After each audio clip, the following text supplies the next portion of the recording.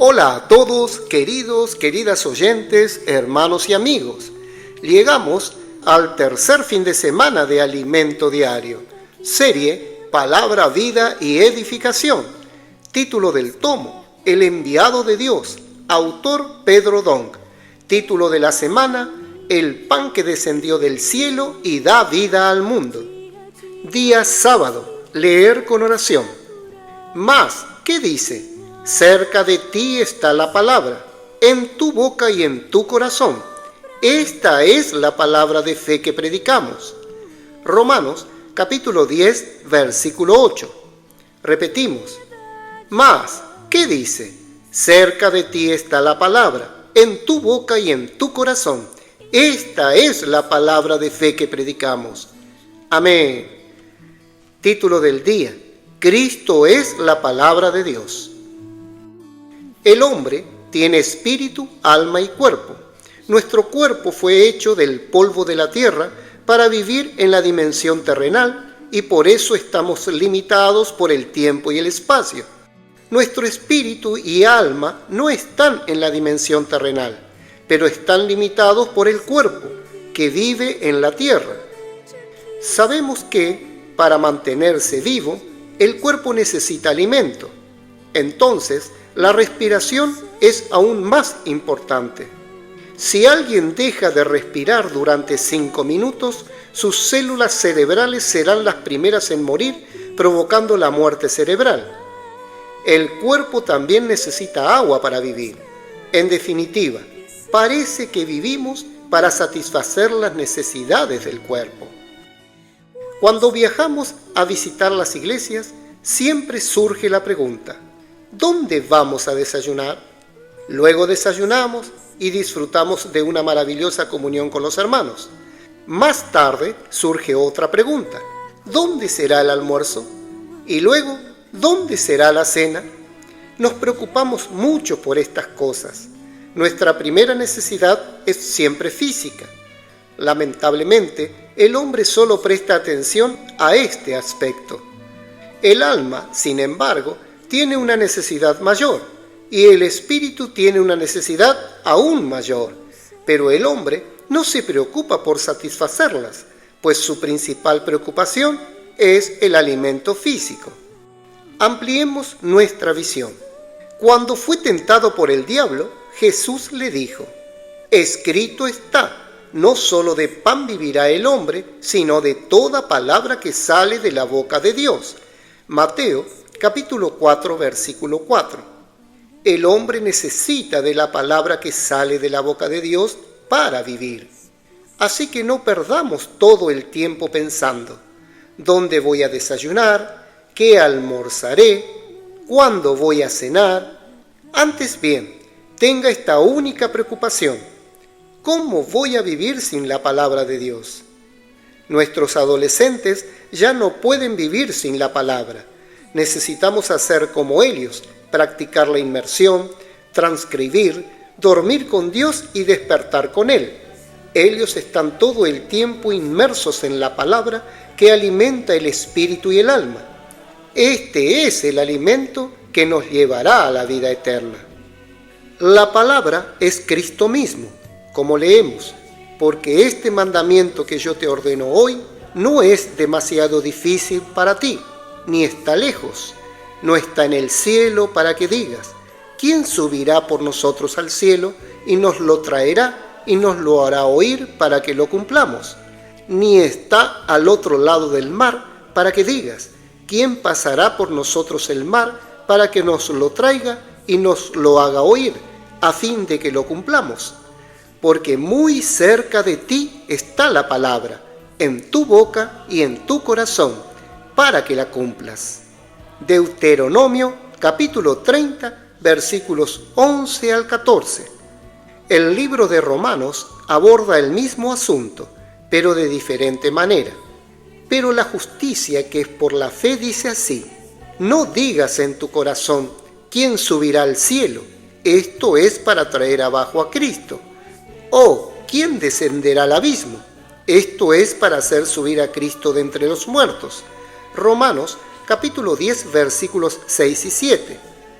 Aquí no se refiere al mandamiento, sino a Cristo.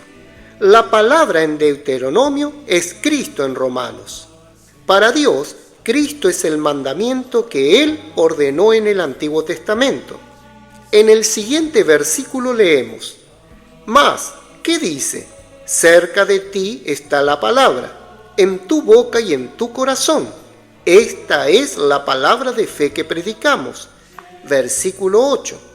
Por eso, si confesares con tu boca que Jesús es el Señor y creyeres en tu corazón que Dios le levantó de los muertos, serás salvo. Versículo 9. La palabra no es mera escritura. Muchos dicen que tenemos que volver a las escrituras, pero la escritura sin Cristo es letra muerta.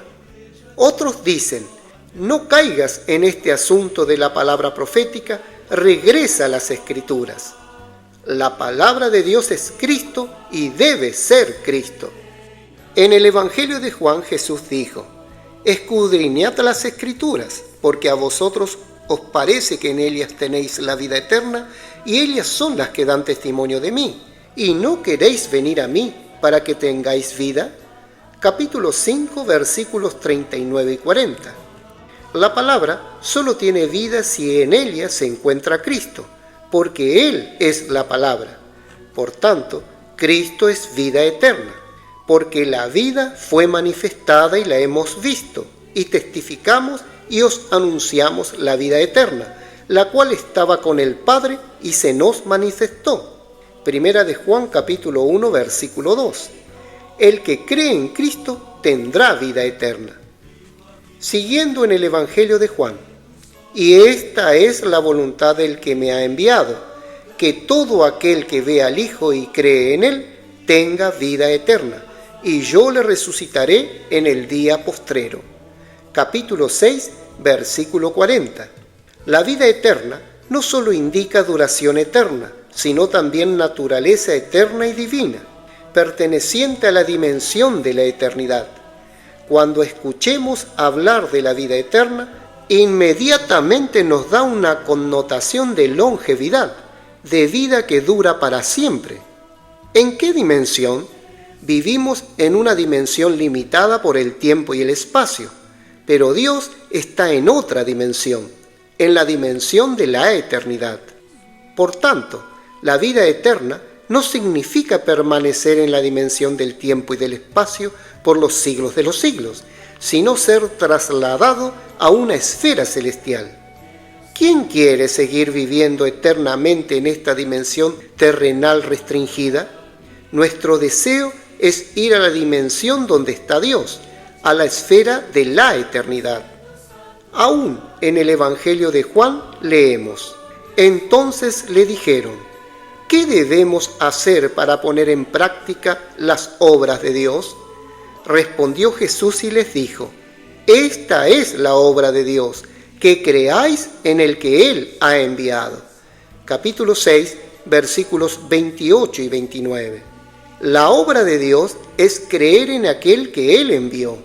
Esto significa creer en la palabra, porque el enviado de Dios no habla sus propias palabras, sino la palabra de Dios. La palabra de Dios, que es Cristo mismo, hace la obra de Dios. Dios no nos quiere solo como mano de obra.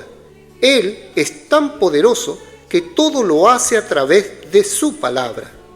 Entonces, ¿por qué nos usa? Porque quiere que creamos y recibamos a Jesús, que escuchemos su palabra y creamos en ella. Esto es lo que Dios quería que hicieran los judíos: recibir a Cristo con los brazos abiertos, escuchar su palabra con amor reverente y creer en ella. Si esto hubiera sucedido, la obra de Dios se habría hecho entre ellos. Israel no estaría en la situación en la que se encuentra hoy si hubiera escuchado la palabra de Jesús en aquel momento. Por tanto, la obra de Dios no es hacer cosas para Él, sino creer en su palabra.